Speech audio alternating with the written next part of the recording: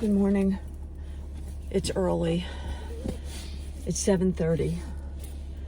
She's up, she's dressed, she's out of the house. I have 3 stops. If I can make 3 stops, it'll be golden. I've got the post office to drop off something that's going off to California. I have 2 empty gallons for spring water in the back on the floor. If I decide to pop in there and just see if there's anybody there.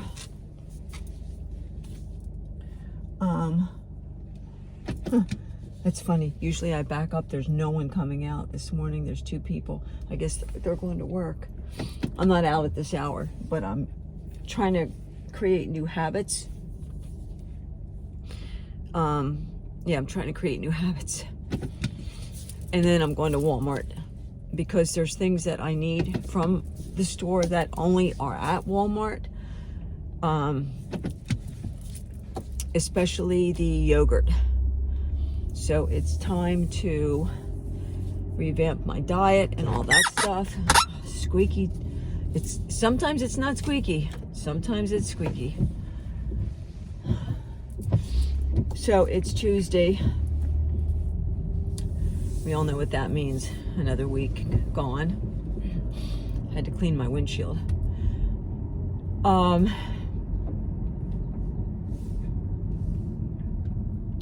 want to talk a little bit about the apartment and moving and that kind of thing, because I think there's, and maybe it's just the way I put it, that there's misconceptions and confusions about where I am with where I'm living. I'm born and raised in Pennsylvania. Pennsylvania is all I know. I tried moving to Arizona in 2019 to be near one of my daughters, and it just didn't work. Like, I need a lot of babysitting, I guess.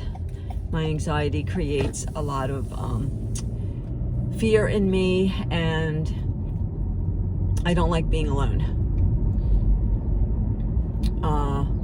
That goes way back, years back. And so Arizona just didn't work, and we came back to Pennsylvania. So we, meaning me and Sky, he relocated his job and all that to Arizona. And then when we came back 5 weeks later, we didn't have a place to live. I'm sorry about the sun.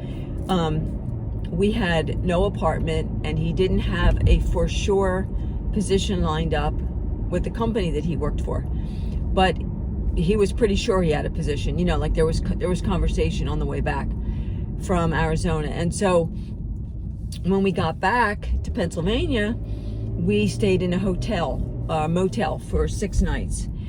And we were just lucky in the fact that on the second day that we were there, I called 2 apartment complexes, and this one that I'm in now, the leasing agent called me back like right away and said, I have an apartment that just got emptied yesterday.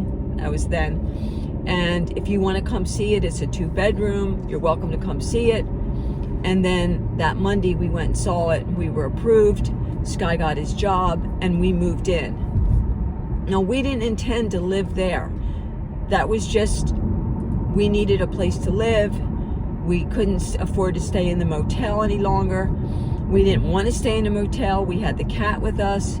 And so we moved in, but we only intended to be there for a year. And then COVID hit, and then that changed up everything. So then we were there another year, and then he got sick, and then we were there a 3rd year, and then we were there a 4th year because he was sicker.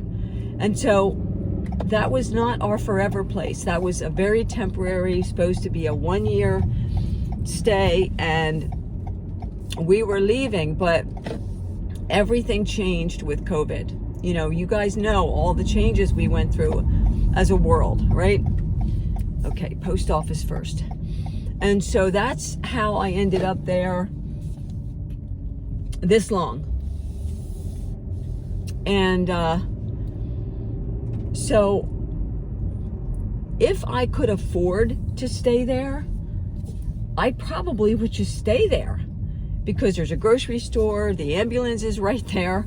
Not that I ever want to have to use the ambulance, but they're right there. The lake is 2 blocks away. Like, it's a nice little neighborhood, but the expense part comes in, and I'm by myself. Let me drop this into the mail.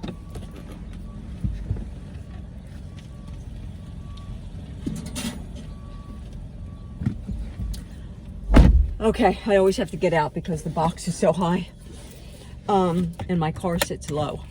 I've got a Camry for a few more months, and yeah. So for me, it comes down to, when it was the both of us, you know, he had his work check and he had his Social Security check, and I had my disability check, and we were okay.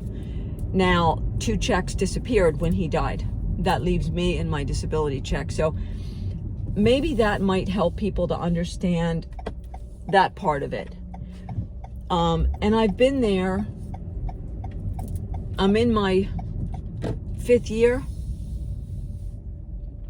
right? 2019, 2020, 21, 22, 23. And so I've been there, you know, I've been there a while. And by the time I would move, I would give notice in April, it will already have been over a year since he passed. So it's not like I'm making any changes before that year, that obligatory year that keeps coming up, rolls around.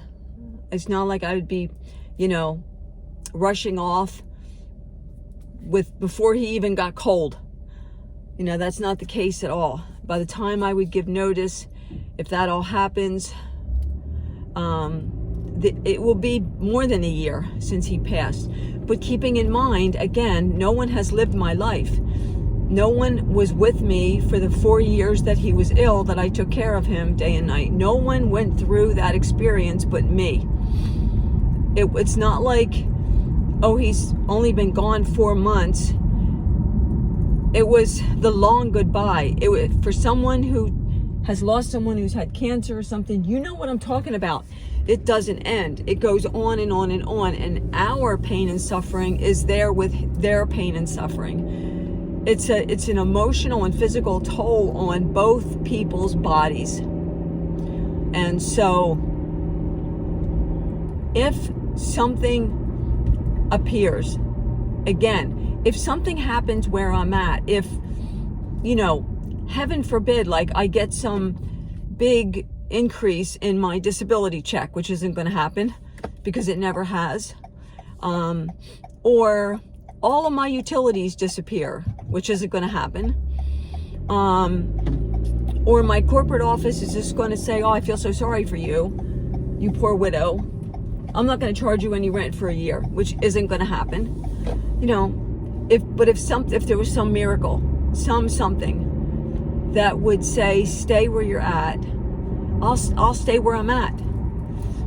But the likelihood of any of those things happening are slim to none. Now, my son is very ill. He is now as of last night, signed into a cardiac rehab program where they're going to be for 30 days sending him meals to show him what he needs to eat to improve his heart condition. He will be picked up by a shuttle and taken to the surgery center program Monday through Friday to work his heart, to do exercising to work his heart. There's going to be a team working with him to improve his chances of longevity. So that starts today, and it will run for about 4 months is the program. That includes heart medication. So I want him to have the best chance he can have, but it looks like he will be staying with me and they will be picking him up. He's within 1 mile off of the distance of how far they'll go to get him, but I can take him the extra mile or 2 and then they can pick him up, you know, at another, like closer to what their criteria is, within 15 miles of the surgery center. So if he's with me and he needs to be with me, that will make a difference. But I don't know anything. I have no idea. I'm just saying that right now, if things stay as they are, I will give notice in April. And that's with knowing that I have a place to go to that I'm completely comfortable with. Let's check out the springwater situation. See if there's anybody there. Because okay, there's no one there. It's super early. Like, not for everybody, but for me. I need to have a place to go to. You know, I need to have a place I can afford. I need to have a place that I feel comfortable. I need to have a place where I'm okay, that I know I'm okay, that I'm safe. You know, whether it's I'm in a relationship or look at the sun. I'm just so glad that the sun is out and it's cool. So there's a lot that goes into what's going to happen to me. And again, sorry, I am so sorry. I need to get quarters. Again, I'm hearing sirens. Everything comes down to how the cards play out. I could go down to Georgia, possibly in April, if there's a room for me at the Zen Center, which is what I was talking about yesterday when I said south. And again, where am I? Where will I be within my practice at that point? Give me 2 seconds. Or do you guys want to kind of come with me? I don't know how well this will go. But come with me.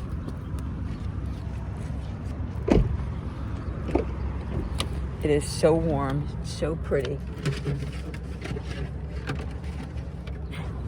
Got my gallons. Nobody's here. Here's the springwater place.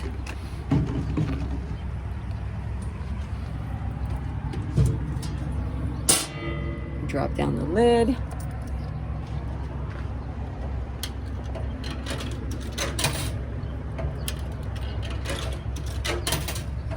Okay, got my gallons. 25 cents for a gallon.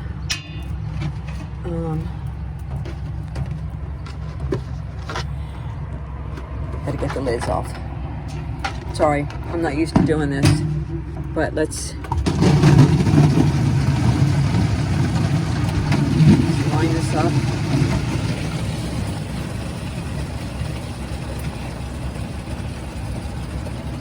So that's what I do when I say I'm getting spring water. So it'll be 50 cents for 2 gallons. I drink a lot of water. You guys know it.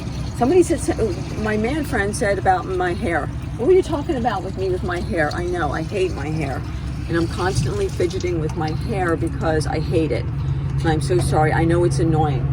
There's a YouTuber that I watch and she's always fiddling with her hair, but she's taking it and she's like pulling it down. And I'm thinking, stop fiddling with your hair. But I do it. So I shouldn't be talking. I got my water. Okay. Water in the car. Like that. And then I'm going to sit you down for a second. And there's an angle. I put my seatbelt on it. I seatbelt in my water. Make sure the caps are tight. Okay. There's my water. This will be a long video, I can tell already. But at least you guys know I'm out and the sun is out. So there's a lot. I haven't been alone in 40 years, you guys. So kind of cut me some slack. I'm on disability for panic and anxiety. You know how hard it is to get disability for panic and anxiety? Like, I worked my whole life because there's my hair. Sorry. To that man, I'm sorry. You said something, I don't understand what you said. But anyway. I hate my thin hair. But I did wash it and dry it. So, what was I just saying? I don't even know. Oh, you know how hard it is to get disability? I worked my whole life because I was on medication, and then I had the final breakdown. Like, my son was doing heroin. I was a basket case. I was working 60, 70 hours a week. I was doing second shift, night shift, anything I could to like keep him in rehab, keep him safe, keep my part of the bills paid while Sky worked to cover his part of the bills because he had some obligations that were not my obligations. It was just hard, and I just kept working, and then something happened that my son did that was the final straw for me, and I couldn't function, and I lost my job, and I was not reliable, and I'm still not reliable. I mean, there are days I do not leave my apartment for days, and you guys know that. I don't leave the apartment. This is big for me, and I'm doing this early, and I'm making a habit of when I wake up at 4:30, 4:45, I get up, I brush my teeth, I wash my face, I put my Jergens sun glow on, I put lotion on my legs, I use my dental floss and mouthwash. Like, I get through the whole routine. I shampoo, I dry my hair, I do a little bit of makeup. I get dressed because I want to get a routine, and I want that to include walking. And so right now I happen to have to go to the store. So my move, I have my giant heart on today. So if this move comes about, there's so many variables. I have to be able to afford wherever I go. I'm one person on one little check, and I'm not reliable to get a job at this stage. I'm not. So, and I'm okay to say that, you know, because that's the truth. And so that's that. So I'm going to be where I am for that obligatory year that everybody keeps talking about. Don't make any quick changes. Like, he's dead. No matter what I change, he's still dead. If I change something, if I move something in the apartment, change things around, he's still dead. If I move to Alaska, his memories are coming with me. I know all that. I know the memories go. I'm not running from the memories. I have memories from when I was 5 years old and I was molested. I can't run from those memories. I don't run from any memories. They're just stuck in my head. So there's no running from memories. The memories that we hold on to, we're holding on to for whatever the hell reason. So I'm not running from memories. I'm not moving to run from Sky's memories. It's hard to be in that house where he died.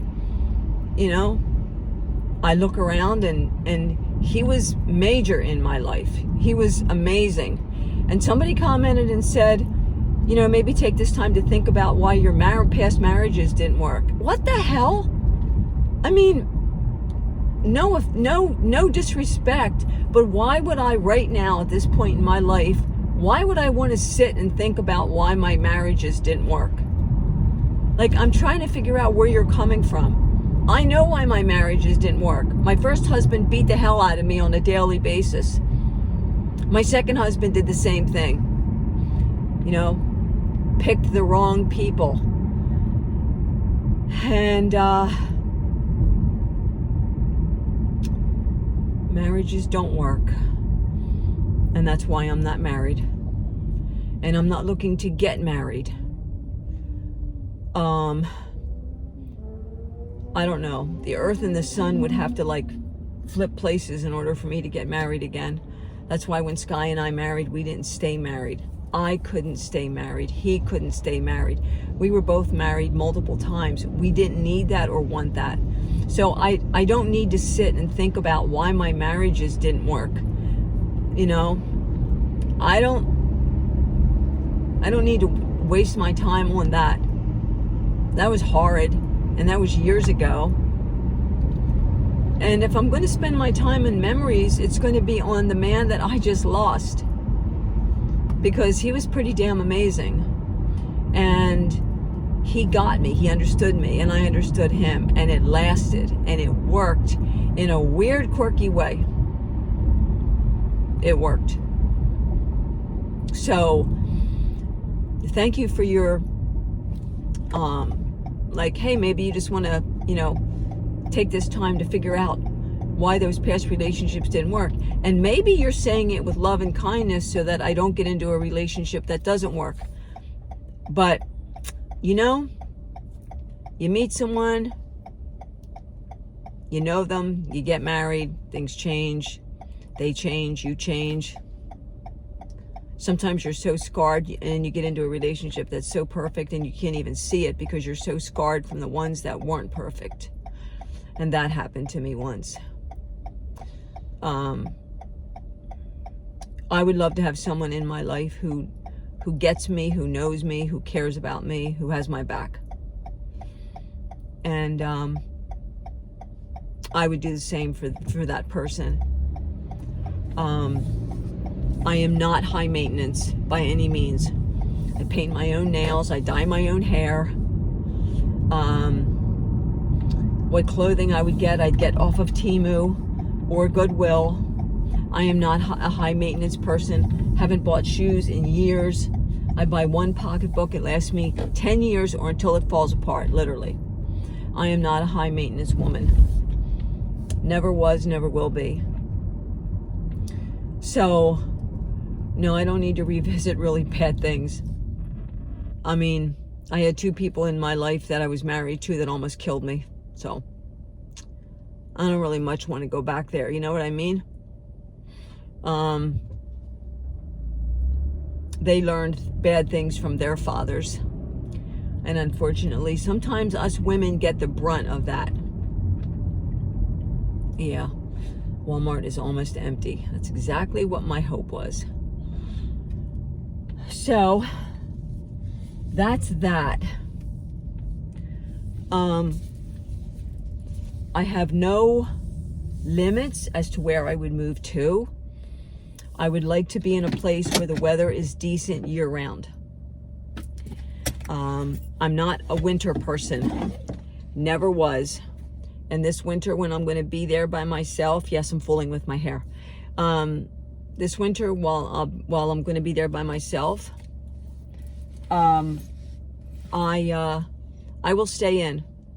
We get very little snow now in Pennsylvania. With climate change, we get very little snow. But I will stay in, and I'll watch the snow. And maybe if I get brave enough, I'll bundle up and I'll take a walk. But I would prefer to be in a state that the weather is decent year-round.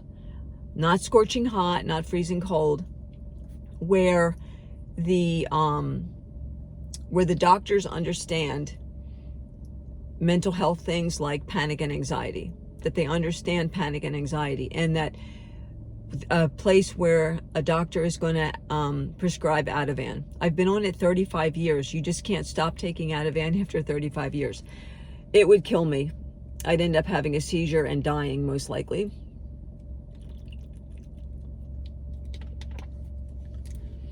So I have criteria.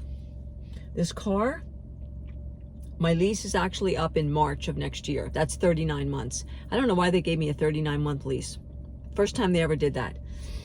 But at 36 months or 33 months, they call me up and they say, hey, bring your car up. Let's talk. So I know by October or November or even before, this car will be back up there. It's a 2022 Camry, Toyota Camry, with 4,898 miles. Think about that. This is my 3rd year of the lease. I don't even have 5,000 miles on this car, and it's been maintained every 6 months. Maintained. This car is perfect. It's in perfect condition. So there's a lot of credit in this car, which would pay off the rest of my lease and would give me money back, I was told, that I could take and not have a car at all and just walk where I need to go or get Uber or Lyft. Or I could use that as a down on another car. My salesman suggested buying this car. I think my payments would go up as opposed to come down. So I have a lot to think about and a lot to figure out, and I'm trying to do it on my own. And it's hard, This side. Can't get away from it. That's okay. There we go. We'll just do, no, we won't. I have to go into Walmart. I'm stalling. Fruits, veggies, chicken, cottage cheese, yogurt. I'm going to start taking walks twice a day. I'll bring you guys with me sometime. Like, I need a team. I need a team. I need a circle. I need you guys to like corral around me and everybody else who's going through a loss or whatever you're going through, a bad marriage, an illness, a chronic illness that you're trying to deal with on your own, raising your kids by yourself. We need circles around us. We need people. We need each other. Like, we need each other. So let's do that for each other. Let's build each other up. Let's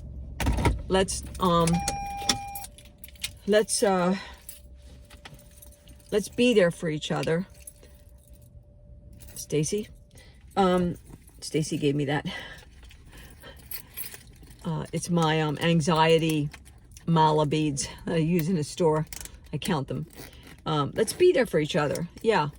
So I definitely need a circle. I said before, you guys can reach me on Facebook Messenger under Poet Quinn. If you have Messenger, just type in Poet Quinn. I have my profile is grief, the word grief. Or email me at poetmoon10@gmail.com and I'll respond. If somebody reaches out and I reach back and they never respond again, I just put you in archive. I just, slide you over, and that's that. Because sometimes people reach out and then they get kind of scared, like, oh, maybe I shouldn't have done that. And I totally get that. But I have people that I have regular communication with. I have some lovely ladies that I have regular communication with. And I have 2 amazing young men that are like my sons, that I just love to pieces. They're like my boys. And so don't be afraid to reach out to me. I'm reachable. And I need your help. I need your advice. I need all these things. I'm going through all these emotions since Sky passed away. I'm going through so many emotions. And from day to day, minute to minute, hour by hour, I don't know how I'm feeling about anything. So I need the suggestions. Someone said about, could I, will the landlord kind of take pity on me, to understand my situation? I don't have a landlord. I have a corporate giant that owns my apartment. They don't give a rat's ass about me. They just want the rent check. Someone else asked about, could I go for Sky's Social Security check? We weren't married when he died. We were married at one point, but we were not married when he died. So I can't do that. And we were only married for 1.5 years, and you have to be married like 10 years. So no, I can't do that. And he got about the same amount of money I'm getting. So, I mean, it wouldn't have mattered anyway. There wouldn't be, extra. And whatever he got, whatever was at his workplace for the few years he worked, went for medical expenses. So, he was in the hospital three days in October for a UTI. There was an ambulance bill. It's amazing what they charge for saline, So there's no funds out there floating around. It's just me and what my health insurance helps me with. And that's that. So I'm going to wrap this up. You guys have been so patient with me, and I love you to pieces for that. Thank you. I'm going into Walmart and I'm going to get my groceries. I can do this. And then later on today, I'm going to do another video. I'm going to try really hard to incorporate you guys into what this feels like. So I have severe anxiety, and I've got to go into there.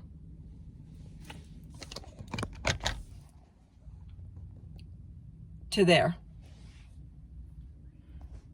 Alone. I'm going in. A lot of people go in alone. But for me, It's like jumping into a pit of poisonous snakes. That's what it feels like for me. But I'm going to go in. I'm going to stay focused. I'm going to get it done. And then later on, I want to do an unboxing. So that video will come up. I have so many videos I want to put out for you guys to help you as I go through this, things I've learned and I'm learning. But I need you guys because you're all I have. I'm not ashamed to say that every one of yous who comments in there and is there for me and sends me hearts and sends me support and even ask questions that sometimes make me go, why did you ask me that? I love you because I know you're making me think. You're saying, look, before you jump into something, make sure you know what you're doing. So you're protecting me. And I need that. I don't have anyone else. So please stay with me and help me through this. And I'll do my best to put stuff out to the universe to help you as you go through your things. Because none of this is easy for any of us. So I'm going in. I'll talk to you later. I love you.